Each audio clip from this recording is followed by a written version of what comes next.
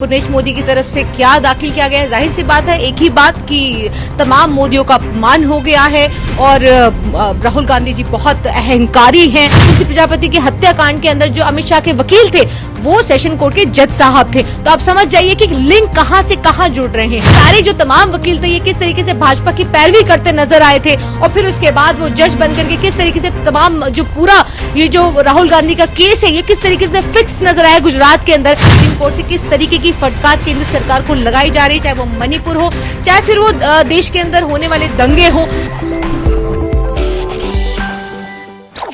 पुर्नेश मोदी ने 2 तारीख को हलफनामा दिया है कोर्ट के अंदर, जो कि कोर्ट की तरफ से जवाब दाखिल करने के लिए कहा गया था और पुर्नेश मोदी की तरफ से जवाब दाखिल कर दिया गया है। लेकिन देखिए 4 तारीख को सुनवाई होनी है। पिछली बार भी जस्टिस बीआर गवई और प्रशांत कुमार मिश्रा की बेंच ने इस पूरे मामले को सुना था और 4 तारीख का समय दिया था जवाब दाखिल करने के लिए। देखिए अब जवाब में अभी पुर्नेश मोदी की तरफ से क्या दाखिल किया गया है। जाहिर सी बात है, एक ही बात कि तमाम मोदियों का अपमान हो गया है और राहुल गांधी जी बहुत अहंकारी हैं और बहुत ज्यादा उन्होंने ऐसा अपराध कर दिया है जिसकी कोई सजा नहीं है, जिसकी 2 साल भी सजा उनको लगता है कि शायद इस जो उन्होंने एक भाषण के दौरान उन्होंने एक बात कही थी, शायद वो इतनी बड़ी सजा है कि उस सजाए मौत की सजा सुना देनी चाहिए जज साहब को। तो पुर्नेश मोदी की तरफ से तो इस तरीके का हलफनामे में नजर आता है कि तमाम बातें जो पुर्नेश मोदी कर रहे हैं ये वही पुर्नेश मोदी हैं जो भाजपा के विधायक हैं, जिनकी बहुत जल्दी भावना आहत हो जाती है। आपको याद दिलाना चाहती हूं कि जो ये पूरा खेल जो गुजरात में शुरू हुआ कि एक कर्नाटक की चुनावी रैली के दौरान जो राहुल गांधी जी ने एक भाषण में कहा था कि ये तमाम जो नीरव मोदी, जितने भी विजय माल्या, तमाम जो ये मोदी हैं जो देश छोड़ के भाग चुके हैं, हजारों हजार करोड़ रुपए देश का लेके भाग चुके हैं, ये पैसा किसका है? देश की जनता का है, देश की आवाम का है, हमारा और आपका पैसा है। ये जो पैसा लेके फरार हुए हैं जो मोदी जी के जो बाकी मित्र हैं, ये सारे जो चोर हैं ये मोदी ही क्यों हैं? तो देखिए अक्सर ऐसा होता है कि भाषण के दौरान या अक्सर हम लोग भी कोर्टों के अंदर जब दलील देते हैं तो तमाम तरीके के उदाहरण देते हैं, तमाम तरीके के एग्जाम्पल्स होते हैं जिसमें हम अलग अलग तरीके से जैसे आपको कन्विंस करने की कोशिश करते हैं, अपनी बात रखते हैं।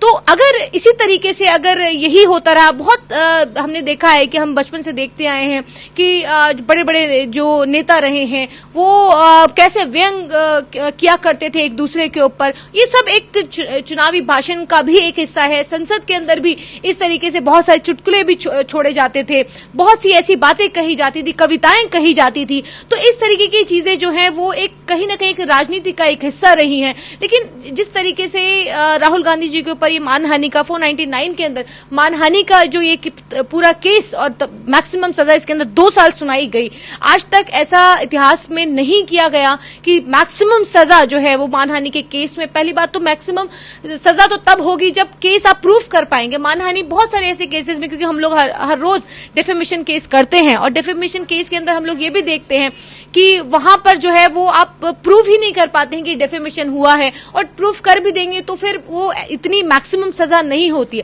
ये मैक्सिमम सजा की इसलिए गई ताकि राहुल गांधी जी की सदस्यता रद्द हो सके।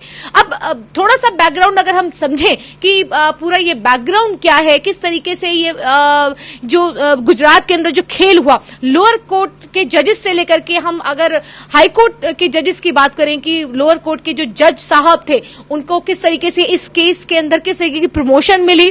फिर सेशन कोर्ट की बात करें तो आपको याद होगा तुलसी प्रजापति में अमित शाह, तुलसी प्रजापति की हत्याकांड के अंदर जो अमित शाह के वकील थे वो सेशन कोर्ट के जज साहब थे। तो आप समझ जाइए कि लिंक कहां से कहां जुड़ रहे हैं। और फिर उसके बाद अगर हम गुजरात हाईकोर्ट की बात करें तो नरोदा नरसंहार के अंदर ये उसके अंदर भी जो ये वकील जो जज साहब थे तो ये भी उसके अंदर वकील थे। तो आप समझिए कि ये तार कहां से किसके जुड़े हुए हैं। तमाम जो गुजरात के अंदर जो ये हाई कोर्ट से लेकर लोअर कोर्ट से लेकर के सेशन कोर्ट से लेकर के किस तरीके से पूरा मैनेज था, ये आप अगर थोड़ा सा बैकग्राउंड समझेंगे तो आपको मालूम चलेगा कि सारे जो तमाम वकील थे ये किस तरीके से भाजपा की पैरवी करते नजर आए थे और फिर उसके बाद वो जज बन करके किस तरीके से तमाम जो पूरा ये जो राहुल गांधी का केस है ये किस तरीके से फिक्स नजर आया गुजरात के अंदर। आपको याद ये भी होगा कि यही पुर्नेश पुर्णेश मोदी जिन्होंने अपनी पिटीशन को वापस लेने के लिए जो एप्लीकेशन लगाई थी, क्योंकि उनको लग रहा था कि शायद, क्योंकि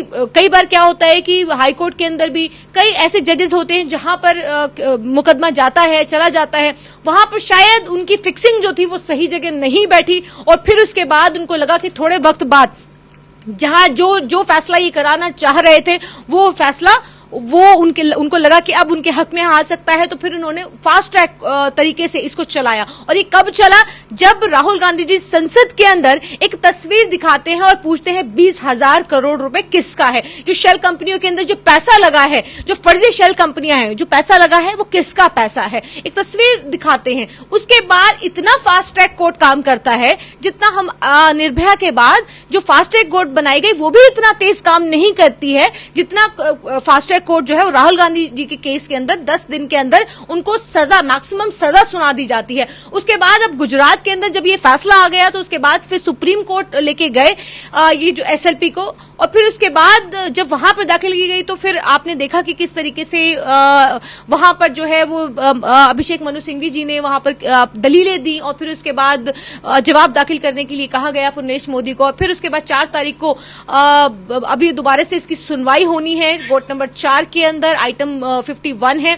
तो हम सभी लोगों की नजर सुप्रीम कोर्ट के ऊपर टिकी हुई है। लगातार हम लोग देख रहे हैं कि सुप्रीम कोर्ट से किस तरीके की फटकार केंद्र सरकार को लगाई जा रही है, चाहे वो मणिपुर हो, चाहे फिर वो देश के अंदर होने वाले दंगे हो। तो देखिए लगातार हम लोग इस पर नजर बनाए हुए हैं, उम्मीद करते हैं सुप्रीम कोर्ट से, क्योंकि सबसे सर्वोच्च न्यायालय है, सर्वोच्च न्यायालय से हम लोग उम्मीद लगाते हैं कि शायद वहां से जो फैसला आएगा वो देश हित में आएगा, राहुल गांधी जी के हित में आएगा।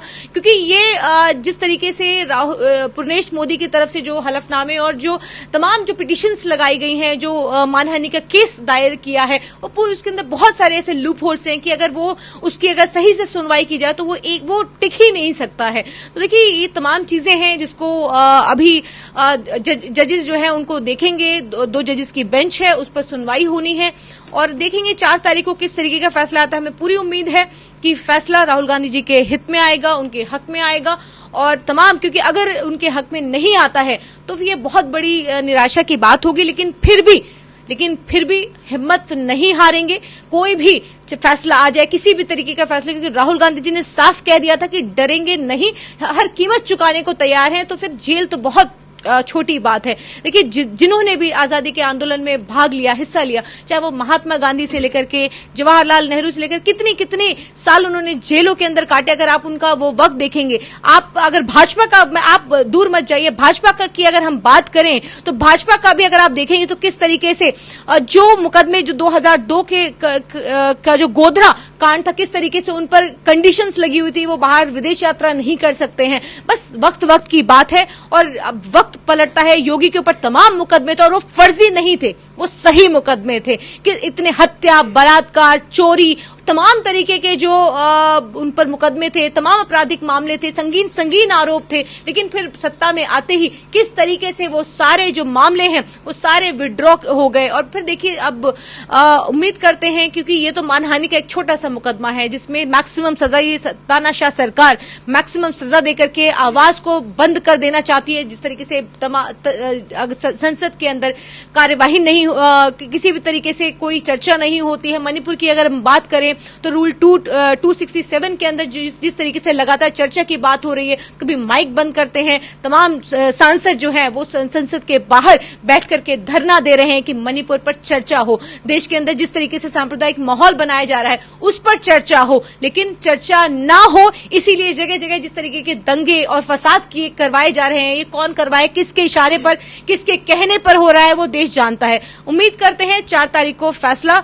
लेकिन पुर्णेश मोदी की तरफ से लगातार बोला जा रहा है घमंडी है, अहंकारी है, माफी मांग लेते, बार बार इस बात को बोल रहे हैं। देखिए पुर्णेश मोदी के कहने से देश नहीं चलेगा। पुर्णेश मोदी किसी पर भी किसी भी तरीके का आरोप लगा देंगे तो उनके कहने से चीजें नहीं चलती हैं। वो कह देंगे कि सुप्रीम कोर्ट को वो अपने हिसाब से नहीं चला सकते, जिस तरीके से गुजरात के अंदर अपने इशारों पर जिस तरीके से चला रहे थे। पुर्णेश मोदी भी देखिए, मैं कहती हूँ एक तरीके की कठपुतली है कि जिस कठपुतली की तरह काम कर रही है, और पुर्णेश मोदी एक मोहरा है बीजेपी के लिए कि वो उस मोहरे का अपने तरीके से इस्तेमाल कर रही है बीजेपी। और देखिए आने वाले जो चुनाव में राहुल गांधी जी हिस्सा ना ले सकें, क्योंकि देखिए वो आज जन जन की आवाज बन करके निकले हैं। आज जिस तरीके से देखिए भारत जोड़ो यात्रा के बाद जिस तरीके से राहुल गांधी जी का एक जन सैलाब राहुल गांधी जी के लिए उमड़ा था, आपने देखा कि आज भी राहुल गांधी जी कहते हैं हर कीमत चुकाने, सत्ता हासिल करना राहुल गांधी जी का मकसद नहीं है। कभी भी राहुल गांधी जी का मकसद कुर्सी हासिल करना नहीं था, देश को जोड़ने की। उनके घर ने, उनके दादा ने, उनकी दादी ने, उनकी माताजी ने किस तरीके से देश को संभाला, देश किन परिस्थितियों में था और किस तरीके से उन्होंने, उनके घर ने किस तरीके की कुर्बानियां दी हैं, वो भी देश जानता है। और आज हम उस तानाशाह के दौर में हम जी रहे हैं, जहां पर सांस लेना भी मैं कहती हूं कि उसका भी हमें आने वाले वक्त में टैक्स देना पड़ेगा, कि अगर आप सांस भी लेंगे तो उसका टैक्स आपको पे करना पड़ेगा। जिस तरीके से पहले जजीरा वसूला जाता था, इसी तरीके से अब जजिया वसूला जाता था, उसी तरीके से अब सांस लेने के लिए भी आपको जजिया देना पड़ेगा। तो देखिए उम्मीद करते हैं सुप्रीम कोर्ट से वो फैसला आएगा जो देश हित के लिए होगा और सभी के लिए, क्योंकि अगर फैसला हित में नहीं आता है तो देखिए बहुत बड़ा झटका होगा, हर किसी के लिए होगा। क्योंकि राहुल गांधी जी जेल जाने को भी तैयार, जेल जाने से राहुल गांधी जी डरते नहीं है और ना ही वो डर रहे हैं। कोई भी कांग्रेस का कार्यकर्ता किसी से नहीं डरता है, वो हर मुद्दे पे मुखर तौर पर बोलता रहा है, बोलता रहेगा। ये लड़ाई लंबी है और हम लड़ेंगे और जीतेंगे। लेकिन सवाल यह है कि जिस तरीके से पुर्णेश मोदी ने राहुल गांधी पर आरोप लगाए हैं, राहुल गांधी अगर सुप्रीम कोर्ट से क्लीन चिट मिलती है तो क्या पुर्णेश मोदी के खिलाफ भी आप लोग कार्रवाई करेंगे? देखिए पुर्णेश मोदी, मैंने कहा ना कि पुर्णेश मोदी बहुत बड़ी मछली नहीं है। देखिए वो जाहिर सी बात है, वो एक मोहरा है और उसको मोहरे की तरह इस्तेमाल किया जा रहा है। और देखिए फैसला कुछ भी आएगा, पुर्णेश मोदी कुछ भी कह रहे हैं, किसके कहने पर कह रहे हैं, क्या कह रहे हैं, देखिए मकसद ये नहीं है। मकसद यही है कि आज जिस तरीके से देश के अंदर दंगे फसाद जो हो रहे हैं, जगह जगह आप देख रहे हैं, चाहे वो हरियाणा हो, राजस्थान हो, मणिपुर हो, ठीक है, कहीं पर भी किसी भी तरीके के दंगे जो करवाए जा रहे हैं, बीजेपी जिस तरीके से जगह सुनियोजित तरीके से ये दंगे करवा रही है। और अब आने वाले वक्त में आप देखिएगा यूपी के अंदर भी, यूपी और राजस्थान की भी तैयारी है पूरी तरीके से। दिल्ली हाई अलर्ट पर है और दिल्ली के तमाम जो एनसीआर जो है, नोएडा हो, गुड़गांव हो, ये तमाम जो जगह हैं, ये सभी हाई अलर्ट पर हैं। देखिए पुर्णेश मोदी मैं समझती हूं कि वो अहंकारी कहें, वो तो देखिए आपको याद होगा कि किस तरीके से भाजपा कांग्रेस को, जो कांग्रेस की अध्यक्षा को किस तरीके से जर्सी गाय और कांग्रेस की विधवा तक कहा है। तो ये हेट स्पीच नहीं थी, ये अपमान नहीं था। तो आज देखिए 20 करोड़ की गर्लफ्रेंड कहते हैं, देखिए तो ये इस तरीके के बयान, घृणित बयान देते रहे हैं और ये देते रहेंगे, क्योंकि इनका मकसद देश को जोड़ना नहीं, देश को तोड़ना है। तो हमें इन सब बातों से कोई फर्क नहीं पड़ता, हमें सिर्फ और सिर्फ हम देश की बात करते हैं और देश की बात करते रहेंगे। कांग्रेस का हर कार्यकर्ता जैसे पहले सड़कों पर था आंदोलित, उसी तरीके से सड़कों पर आंदोलित रहेगा।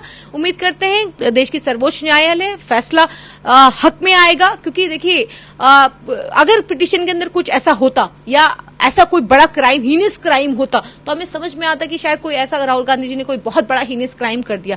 लेकिन एक स्पीच, एक चुनावी रैली के दौरान जो कि एक क्वेश्चन था, एक सवाल था, देश की जनता से एक सवाल था कि सारे जो मोदी हैं वो चोर ही क्यों होते हैं। तो इस तरीके का सवाल जो है वो देश की जनता से पूछना, किसी की भावना नहीं आहत करने का मकसद है, जो कि साफ बार बार राहुल गांधी जी ने कहा है कि किसी की भावना आहत करने का मकसद नहीं था, कि इसके पीछे कोई इंटेंशन नहीं थी। इंटेंशन देखी जाती है अक्सर किसी भी मानहानि के केस में, कोई इंटेंशन नहीं थी। चुनावी रैली के दौरान देखिए अगर आप मोदी जी के अगर बयान उठा के देखें, सबसे ज्यादा अल्पसंख्यकों को गाली मिलती है, सबसे ज्यादा अल्पसंख्यकों को गालियां दी जाती है, हर स्टेज हर माइक से उनके नरसंहार की बात की जाती है, उनको पलायन करने के लिए बार बार कहा जाता है। तो फिर क्या एक जो समुदाय है, जो एक मुस्लिम समुदाय है, आपको नहीं लगता कि उसकी भावना आहत होती है, उसकी भावना भी कोई मायने रखती है? तो एक समुदाय के लिए आप कुछ भी जहर उगलिए, एक समुदाय के लिए आप कुछ भी बोलिए, आप ये कहिए कि आप उसके नरसंहार की बात करिए, गोली मारो सालों को, देश के गद्दारों को इस तरीके की बात कहते हैं, और कुछ जो ब्रेन वॉश लोग हैं वो बंदूक लेकर के, तलवारें लेकर के पहुंच भी जाते हैं और हत्या भी कर देते हैं।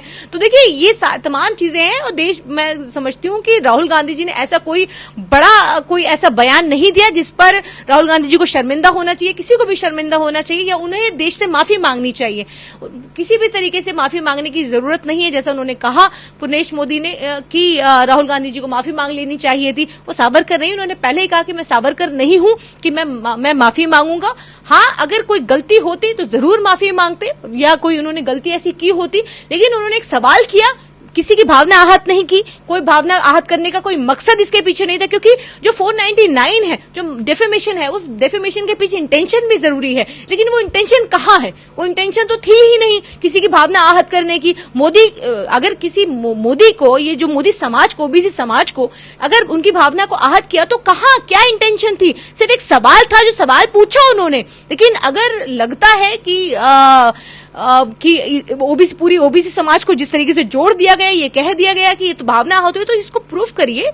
लेकिन ये कह देना कि उनको राहुल गांधी जी को फांसी पर चढ़ा दो, तो ये तो देखिए जस्टिफाइड नहीं है ना।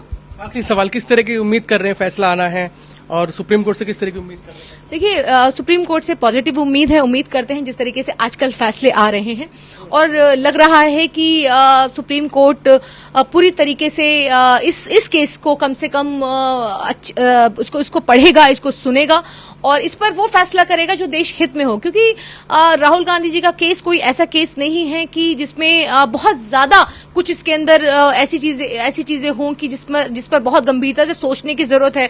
कि एक भाजपा का कोई समर्थक उठ करके आ जाता है, कोई विधायक उठ के आ जाता है और कहता है मेरी भावना आहत हो गई, ठीक है, और उसके अंदर वो ये कहता है कि उसने पूरी तमाम ओबीसी समाज को आहत कर दिया, पूरी ओबीसी समाज को गाली दे दी, तो वो कहाँ, कोई आधार नहीं है इसके अंदर, ये पूरी ओबीसी कोई इंटेंशन नहीं है इसके अंदर। तो देखिए मुझे लगता है कि ये सुप्रीम कोर्ट के अंदर ये केस टिक नहीं सकता। संसदीय और बंगला वापस होगा? बिल्कुल होना चाहिए, क्योंकि जब सुप्रीम कोर्ट से ये एसएलपी ये कन्विक्शन पर डाली गई है, तो देखिए जरूर उम्मीद करते हैं कि सुप्रीम कोर्ट फैसले के बाद सदस्यता भी वापस होगी और चुनाव में भी हिस्सा ले पाएंगे।